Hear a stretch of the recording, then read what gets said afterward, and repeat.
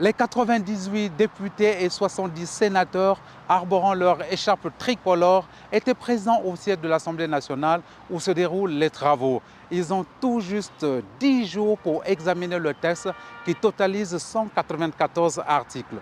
Le comité national qui a rédigé le projet en examen a prévu un régime présidentiel, la suppression de postes de Premier ministre au profit d'un vice-président du gouvernement. Les critères d'éligibilité à la présidence de la République ont été corsés. Il faut par exemple être de père et de mère gabonais, eux-mêmes nés gabonais, être âgé de 35 à 70 ans et avoir résidé au Gabon durant les 3 années qui précèdent l'élection.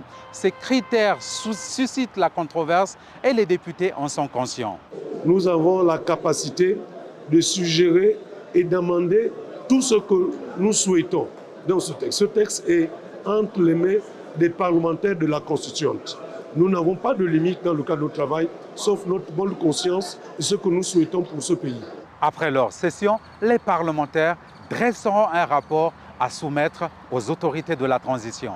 La spécificité de cet exercice est que les parlementaires feront des amendements, mais ces amendements sont des avis qui seront soumis à l'arbitrage du président de la République, du gouvernement et du CETRI.